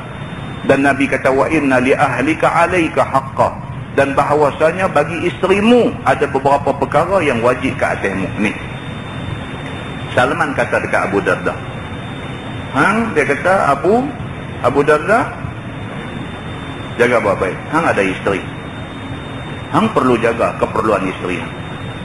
Yang ni aku nak beritahu. Dia kata, aku mai tadi tengok bini hang ni, Allahu Akbar. Dia kata, awaklah sampai macam tu. Hang buat apa kat dia? Dia nak marah. Dia nak marah. Hang buat apa kat dia? Hang kawan aku, hang jangan buat lagu ni. Aku tengok bini hang tak macam bini orang lain. Dia macam kecewa dengan hidup ni. Apa hang buat kat dia? Dia kata, dan isteri kamu ada beberapa perkara yang wajib ke atas kamu, atas dia. Setengah daripadanya wajib nafkah dengan kadar yang wajib, dan wajib pakaiannya. Kita kena jaga makan minum, pakaian isteri kena jaga. Wajib ambil hati dia dan memelihara kemaslahatan dia. Wajib kena jaga isteri ni, hati dia kita kena jaga. Hati meris hati, yang ni kena jaga. Hati orang perempuan, tuan-tuan, dia fragile. Terlepas sikit pecah, pegang kasang sikit patah. Fragile. Kena jaga hati dia. Kena jaga hati dia. Satu orang main cerita kat saya, menangis. Dia ni poligami lah, menikah lebih daripada seorang. Dah ada 2, pasang lagi 1 lagi, baru 2 nak start, dia kata. Dah ada 2, lagu nak masuk seorang lagi, dia kata. Macam manakah sudah jadi clash dengan nak jadi nombor 3 ni, jadi clash. Kawan ni sudah main rumah nombor 1 punya, sudah cerita dekat nombor 1. Guna abang kau, laki hang ni macam ni, dia duduk ni dengan aku, dia apa dengan aku semua. Dia balik masa tu, kebetulan dia balik rumah, balik terkejut, tengok Allah, dia ni main di rumah pasal apa pula. Tuan-tuan boleh bayang cerita dia macam mana nak jadi. Dia kata, Ustaz, saya betul-betul, dia kata, saya respect isteri saya nombor 1. Sungguh saya dah ada 2 isteri. Dia kata, ni dekat-dekat nak jadi 3. Dia kata, tapi nombor 1 ni, Ustaz, dia kata, saya orang nombor 3 ni tak jadi lagi. Nombor 3 ni duk nampak macam nak jadi ni, damai cerita dekat dia macam-macam pasal saya. Dia kata, saya balik rumah kerja penat-penat, sampai di rumah dia tak cakap kat saya benda-benda ni semua. Kot kata dia nak buat kerapu perut ke apa ke, dia nak rampai dengan togel, dengan serisik ke apa, dia nak buat apa ke, saya dah elok aja. Saya duk tunggu aja tomahawk nak tembak main. Duk tunggu tak main, Ustaz. Dia kata dia steady aja. Dia layan macam biasa, macam tak ada apa-apa jadi, macam dia tak dengar cerita apa. Dia kata, yang ni saya betul-betul salute dekat dia. Dia kata, sehari, 2 hari, 3 hari, dia tak sebut benda ni.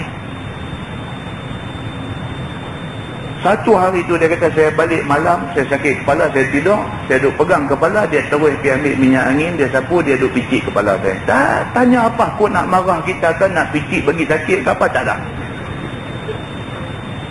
Allahu Akbar. Dia kata, saya Ustaz, bila dia main duduk picit ni, dada ni duk. Orang bersalah, tuan-tuan. Orang bersalah. Kita bila dia cerita tu, kita cakap lah, ini nak kain biar kaki. Orang bersalah ni dia duk. Dia kata habis lah, dia kata. Rasa bersalah dalam hati pun ada. Aku pergi buat macam ni, bini punya baik lagu ni. Bini dia psikologi tinggi. Habis barulah isteri dia cakap ke dia malam tu. Dia kata, abang ada masalah ke? Dia tanya pula, dia kata kat saya, dia kata ni, abang ada masalah ke? Dia kata tak ada apa. Tak ada apa. Yang mai tadi punya cerita A sampai Z, tak ada apa. Bini dia kata tak apa, tak. Abang, dia kata, abang kalau ada masalah, abang jangan simpan. Dia kata, abang simpan, abang sakit. Dia kata, ada masalah, kalau abang rasa saya boleh tolong, abang cerita.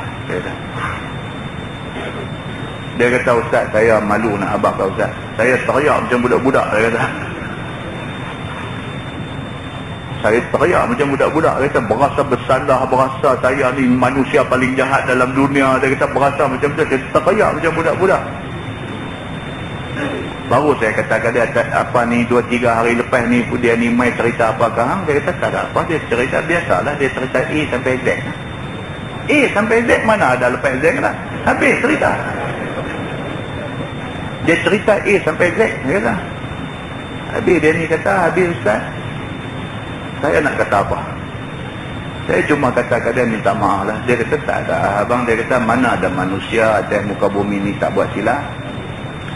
Alamak, psikologi universiti mana dia mengaji kita tak tahu. Dia kata mana ada manusia dalam dunia ni tak buat silap abang? Mana ada bumi yang hujan tak timpa? Padang pasir pun ada hujan juga, dia kata. Biasalah abang benda ni. Cuma abang, dia kata benda-benda tak elok ni tak saya buat lah. Macam tu dia cakap. Dia ni mai jumpa saya, dia abang Ustaz. Dia kata saya nak abang kau Ustaz satu lah. Tak boleh lawan Ustaz, dia kata ni. Tak boleh lawan lah. Saya betul-betul rasa bersalah. Saya menangis. Dia kata Ustaz, tak pernah-pernah saya bangkit semayang. Malam-malam tu saya bangkit habis semayang teriak Ustaz. Dia kata saya taubat, saya tak mau buat dah benda-benda tak elok. Tuan-tuan tengok macam mana. Saya bila dia cerita ni teringat Khadijah, isteri Nabi ni cerita. Bila Nabi balik daripada Gua Hira, lepas jumpa Jibril kali pertama, sampai-sampai di rumah, keadaan Nabi nampak nervous, nampak gugup, nampak takut, nampak terkejut, nampak pucat. Nabi kata, Zammiluni, selimut aku. Khadijah tak ada banyak cerita. Terus tidur, ambil kain selimut, duduk sebelah Nabi, tunggu sampai Nabi tenang. Dengar Nabi nak cerita apa kat dia. Kita tuan-tuan, kalau ada isteri macam ni di rumah, jaga baik-baik. Kalau macam ni punya isteri tu ada di rumah, jaga baik-baik. Jangan bagi sakit hati dia. Ni agama kata ni, orang perempuan ni dia kata wajib mengambil hati dan pelihara kemaslahatan dia. Jaga dia. Macam ni punya baik, kita nak buat tak elok, kita berdosa ni tak tahu nak abang macam mana kita punya dosa dengan Tuhan. Dia kata dan bermain-main, bergurau-gurau, bercumbu, bermesra dengan dia dan jimat akan dia. Isteri ni tempat kita nak redakan tension kita. Apa yang boleh cerita kat dia cerita, apa yang dia boleh bantu kita dia bantu kita, kita tunjuk kita apa pun tak ada rahsia dengan dia, dia tunjuk dia sincere dengan kita. Ini agama suruh. Dan tidaklah disuruh syarak akan dia itu engkau perbuat seperti khadam. Dia kata bini bukan khadam yang boleh kita jangkah suruh buat yang tu yang ni, silap sikit tendang bangku meja, mengamuk, yang bukan, itu bukan bini, itu khadam. Kalau ada di rumah kita tu isteri, buat dia macam isteri. Dia kata kerana isteri adalah perhiasan kamu. Dia kata isteri kita ialah perhiasan kita. Kalau dia baik, kita ceria, tuan-tuan. Kalau dia tak baik, muka kita ni macam asam kelubi ke macam apa ke. Kalau isteri di rumah tak bagus, kita duk serabut dengan dia. Bolehkah kita nak pergi kerja? Bolehkah kita nak pergi bercakap ke orang? Kita nak bercakap tentang rumah tangga bahagia dengan orang, di rumah kita duk tunggu nak buat kabur. Tak boleh tuan-tuan, tak boleh. Isteri perhiasan kita. Kalau dia bagus, kita jadi bagus. Dia perhiasan kita. Begitu. Dan kamu adalah perhiasan dia. Macam tu juga kita. Kalau kita bagus, isteri kita manusia paling bahagia atas dunia. Begitu. Maka hendaklah sukakan akan hati dia. Dan ajak sama beribadah kepada Allah. Macam Nabi. Nabi nak bakit semayang sunat, Nabi gerak isteri dia. Kita dah baca dah hadis ni. Nabi nak bakit semayang sunat, dia percik ayat di muka isteri dia. Ajak sekali. Jom kita bangkit tahajud 2 rakaat. Allahu Akbar, semayang 2 laki bini. Tuan-tuan boleh nampak betapa bahagia rumah tangga macam ni? Begitu. Dan berkasih sayang dengan dia. Bagi merdeka menurut seperti yang disuruh oleh syarak. Bagi kat dia kebebasan pada sempadan yang dibenarkan oleh syarak. Sampai kongkong, sampai kontrol, sampai apa pun tak boleh, tak mahu. Bagi dekat dia keselesaan. Dia ada freedom. Tetapi freedom yang ada sempadan. Bagi dekat dia. Dia tahu apa dia boleh buat, dia tahu apa yang dia tak boleh buat. Kita bagi dekat dia benda ni. Dan cukupkan apa kewajipan yang wajib ke atasmu. Bagi cukup semua. Sambung hadis tu dia kata, fa'ati kulladzi haqqin haqqah. Maka hendaklah bagi tiap-tiap yang mempunyai hak itu akan haknya. Maka banyak orang yang mempunyai hak atas kamu. Dan banyak orang mempunyai hak ke atas kamu seperti anak dan ibu bapa. Ni semua ada. Kita kena penuhi tanggungjawab kita. Kita sebagai ibu bapa, kita ada tanggungjawab terhadap anak. Kita sebagai anak, kita ada tanggungjawab dekat ibu bapa. Kita tak boleh lari. Dan sanak saudara, kaum keluarga, taulan, kawan-kawan dan kaum muslimin dan anak Adam, semuanya ada hak atas kamu. Kita dengan semua orang, kita ada hak. Kita ada tanggungjawab. Kita jumpa orang, kita kena tunjuk muka manis. Assalamualaikum. Kita tak boleh jumpa orang buat muka tu, kita menyusahkan hati dia. Dia susah hati. Kita jumpa dia, kita buat muka, dia jadi susah hati. Dia marah kat aku ke, aku buat apa kat dia, pasal apa. Kita punya pasal, satu orang sudah jadi susah. Tak mau macam ni. Dia kata, maka berilah semuanya akan hak pada masanya. Dan sempurnakanlah sebagaimana yang disuruh oleh syarak. Begitulah juga hidup-hidupan kamu dan sekalian harta kamu. Semuanya ada hak ke atas kamu. Semua hidup-hidupan kita, ada bela lembu, kambing, kerbau ke apa ke, semua tu kita ada tanggungjawab dekat dia. Makan minum dia apa semua, kena hujan panas, semua kita kena jaga. Kalau tidak, jangan komit dengan banyak benda. Kalau tidak, jangan komit dengan banyak benda. Kalau tak mampu nak menunaikan hak lembu yang kita jaga, jangan bela lembu. Kalau tak mampu nak sarah anak ramai-ramai, jangan pergi menikah tu cari pasal anak ramai-ramai ni sama. Kalau kita sanggup nak buat benda tu, kita kena sanggup menerima akibat daripada benda yang kita buat. Macam tu. Panjang kenyataan, tidak tertulis di sini. Dia kata kalau nak tulis, taklah nak tulis. Tanggungjawab kita punya berapa, punya banyak tu ada. Maka berilah semua yang berhak itu akan haknya. Apakala sudah Salman memberi nasihat kepada saudaranya, demikian tu kuliah subuh dia pun panjang. Setelah dia bagi nasihat kepada Abu Darda, maka bangunlah keduanya pi kepada Nabi SAW. Dah habis dah depa bercakap tu, depa pi jumpa Nabi. Sebagai kata Abu Juhaifah, fa'ataya an-nabiy SAW fa zakara zalika lahu faqala sadaqa Salman. Maka datang Salman Al-Farisi dan Abu Darda kepada Nabi SAW. Apakala sampai keduanya ke hadapan Nabi, lalu menyebut keduanya akan hal Salman bermalam di rumah saudaranya Abu Darda. Dan diceritakannya hal dari awal sampai akhirnya kepada Nabi SAW. Salman dengan Abu Darda pergi jumpa Nabi, dicerita balik daripada awal. Kemarin saya main rumah dia, masa saya sampai dia tak ada di rumah. Saya jumpa isteri dia. Salman kata, keadaan isteri Abu Darda ni betul-betul saya kesian bila tengok. Pasal apa? Pasal dia jadi macam tu kerana Abu Darda tak peduli kat dia. Dia cerita semua. Duk saat Abu Darda balik, balik makan, dia suruh saya makan, dia habaq dia puasa. Saya paksa dia suruh dia makan sama dengan saya, dia buka puasa. Saya tidur di rumah dia, saat tidur dia bangkit nak semayang, saya suruh dia tidur balik. Saat dia bangkit nak semayang, saya suruh dia tidur balik. Saat dia tak bangkit, saya gerak dia ajak semayang. Dia kata, lepas semayang semua, satu kuliah subuh saya bagi kat dia, saya cakap macam ni dalam kuliah subuh saya. Dia terang dekat Nabi. Salman terang dekat Nabi SAW dari awal sampai akhir. Apakala sudah didengar oleh Nabi akan barang yang berlaku antara keduanya dari awal sampai akhir. Nabi dengar full cerita tu awal sampai habis. Maka Nabi SAW bersabda, Nabi kata, sadaqa Salman, benar Salman pada barang yang dikatanya dan barang yang diperbuatnya. Nabi kata lagu Salman buat tu betul. Nabi kata Salman buat tadi betul. Bila Abu Darda bangkit, dia kata tidur.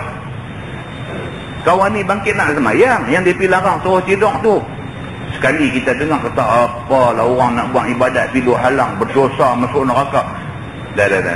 Nabi kata Salman larang Abu Darda bangkit tu, bangkit nak semayang sunat tu, dia larang tu betul. Tindakan Salman melarang tu betul. Pasal apa? Pasal Salman mempunyai alasan yang kuat. Dan dia bukan larang kau tu semayang sunat, cuma dia larang kau tu kerana masa tak sesuai. Dia pun nak bangkit semayang sunat, tapi bukan awal-awal pukul 1, pukul 2 pagi. Tak lagi, dekat nak subuh tak lagi kita bangkit. Sebelum subuh masih ada masa untuk semayang sunat. Kita semayang sama-sama saat lagi, kita semayang sunat qabliyah subuh, kita semayang subuh. Apa yang Salman buat tu, Nabi kata sadaqah Salman. Betul apa yang Salman buat. Nabi kata macam tu. Maka benarlah Salman pada barang yang dikatanya dan barang yang diperbuatnya. Kata At-Tirmizi, ini hadis hasan lagi sahih. Wallahu a'lam. Lepas ini kita sambung satu lagi hadis riwayat daripada Bukhari dan Muslim yang juga nak cerita tentang adanya sahabat yang dia nak melampau di dalam melakukan ibadah dan bagaimana Nabi SAW membetulkan keadaan-keadaan itu. Wallahu a'lam. Saya pun singgah semayang di satu masjid dan berimam dengan seorang yang sedang semayang. Dia pun macam saya juga. Saya di Bukit Beruntung, dia ni mana? Bukit Rugi ke apa kan? Saya pun singgah semayang di satu masjid dan berimam dengan satu orang yang sedang semayang. Dia singgah, ada satu orang duduk semayang, dia ikut. Pada duduk di tahiyat awal, saya nampak ada tattoo di tangannya. Tu imam tattoo. Dia ada semayang ikut kau tu, macamnya tattoo ada di tangan. Dia sudah nampak. Saya terus mufarakah daripada berimam dengan dia. Apa pendapat Ustaz atas perbuatan saya itu? Jadi macam mana dia kata? Macam mana masalah dia? Apa hukum pada tindakan dia? Sehingga tengok satu orang semayang, dia berimam. Kata tu okey. Dah semayang dah duduk ikut semayang, tengok-tengok ada tattoo di tangan tu imam ni. Dia tengok macam tu, dia pun tak syok, dia mufarakah. Salah ke tak perbuatan dia mufarakah daripada mengikut imam yang ada tattoo di tangan dia? Jawab dia tidak salah. Dari segi fiqh. Dari segi fiqh, orang yang tattoo di mana-mana anggota badan dia, terutamanya anggota wuduk. Terutamanya anggota wuduk, maka ayat semayang dia tak sah. Jadi tuan-tuan kena rojoklah dalam hadis yang membicarakan tentang tattoo ni. Ada hadis yang bercakap tentang tattoo. Dan dia ada bincang, orang yang tattoo badan ni, kalau dia mati nak buat macam mana. Dia ada bincang. Dulu ada satu penyanyi di Malaysia, saya selalu cerita benda ni. Satu penyanyi di Malaysia dulu, mati aksiden, langgang tokong induk. Balik naik kelab, mabuk, perempuan mabuk, dia smash satu tokong induk dekat pokok besar, mati. Rambut dye semua. Tahun 70-an dulu, rambut semua dye, kuku-kuku semua bubuh color. Macam lah orang duk pakai color tu, dia boleh pakai thinner, boleh buang balik. Dulu punya color dia penetrate masuk dalam kuku, dia permanent, tak boleh buang lah. Bila mati dia ni, macam mana nak buat? Terpaksa pergi duk tanya, minta fatwa. Fatwa dikeluarkan pada masa tu untuk kes penyanyi ni, sebab dia penyanyi Malaysia kenal. Masa nak mandi mayat dia, rambut semua kena cukur buang, kuku dia cabut. Kayak pelayak tarik. Kalau tidak, mandi mayat tak sah. Tu mati. Orang hidup, kalau ada tattoo di badan, kalau dia berjanabah, dia berjunub, mandi wajib tak sah. Kalau tattoo di anggota wuduk, di tangan ke, di muka ke, di dahi ke, ataupun di kaki ke, anggota wuduk, dia ambil ayat semayang tak sah. Sebab tattoo ni dia satu lapisan color yang dia melapisi kulit kita. Ayam kalau kena, dia tak kena kulit, dia kena color tu saja. Ini masalah dia. Baik, sahabat kita singgah semayang, tengok imam sudah ada tattoo. Boleh tak boleh dia terus berimam dengan kawan tu? Kalau dia nampak, dia tak boleh ikut. Pasal apa? Pasal dianggap dari segi fiqahnya, ayat semayang yang dia ambil tak sah. Perbahasan dari segi fiqah, dia pergi ke situ, tak sah. Dia tak boleh jadi imam. Habis tu dia macam mana? Kalau ikut keputusan dalam agama, kalau tattoo ni pada anggota yang tidak memudaratkan, kalau buang, dia wajib kena buang. Kalau tattoo tu di tangan tak mudarat. Kalau buang tu sampai terpaksa kena hisi, sebahagian keluar macam isi buah mempelam tu, isi, kena hirih, maka kena hirih. Kalau teto pada anggota yang memungkinkan bawa maut, kalau nak buat, contohnya dia teto di tengkok, kalau nak buang dia hirih-hirih, dia lagu satu macam sampai nak bawa maut, maka tak perlu buang, sebab buang boleh membawa maut. Tak perlu buang, maka dia kena bertaubat nasuha, minta ampun sungguh-sungguh dekat Allah, maka atas Allah lah nak terima ataupun tak terima taubat dia. Tapi orang yang macam ni, dia terganggu daripada menjadi imam, pasal dia ada masalah-masalah macam ni. Habuan dia semayang, dia dengan Allah. Dia nak carry orang, dia ada masalah. Ini perbahasan dari segi fiqhnya begitu. Baik. Jadi soalan kawan kita, dia kata apa pendapat Ustaz, perbuatan saya memang tak salah. Dia buat macam tu kerana tattoo itu menghalang daripada sah ayat semayang yang dia ambil. Yang kedua, dia kata semasa saya berimam tadi, ia, maksudnya tu imam ni, tidak kuatkan suara semasa takbir intiqalat, takbir pindah rukun. Apa pendapat Ustaz? Imam takbir intiqalat disunatkan kuat supaya makmum tahu perpindahan rukun. Kalau tak kuat pun kita masih boleh tahu perubahan perbuatan dia, maka itu tidak jadi kesalahan.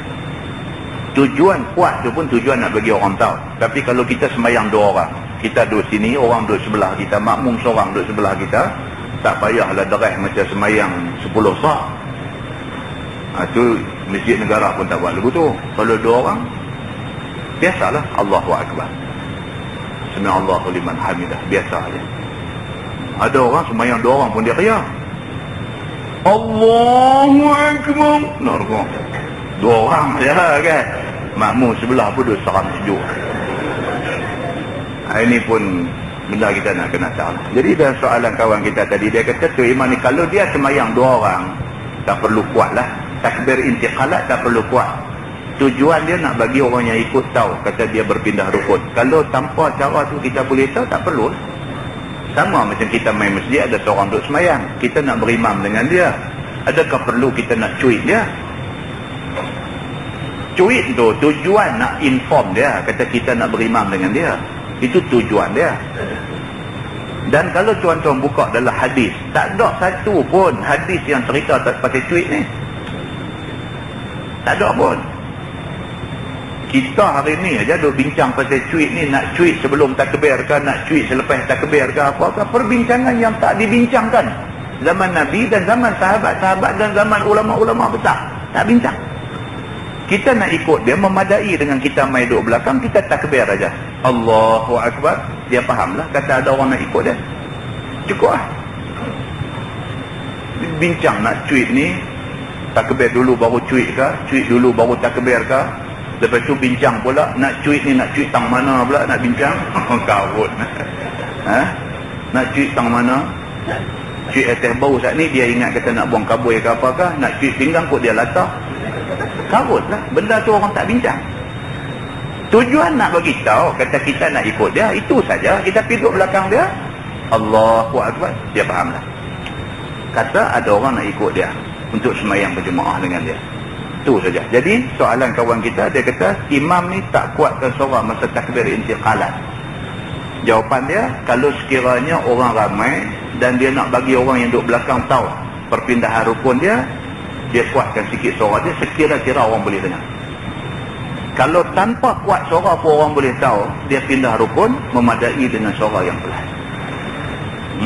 Wallahu a'lam.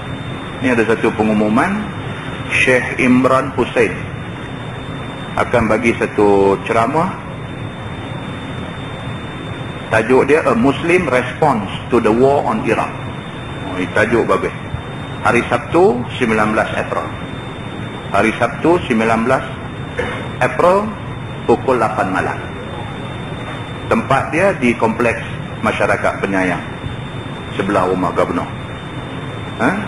Lagi dia kata free entrance and free parking pula lagi. Kalau tak pergi, tak syok.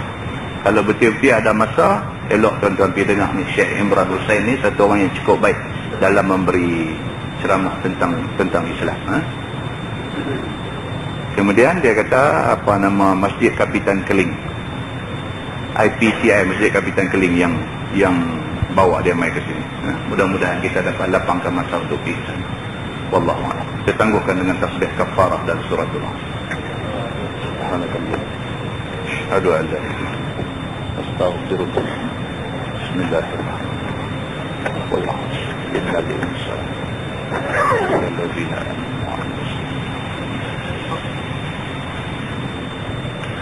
اللهم صل على محمد في الأولين والآخرين وسلم ورضي الله تبارك وتعالى عن ساداتنا أصحاب سيدنا رسول الله أجمعين.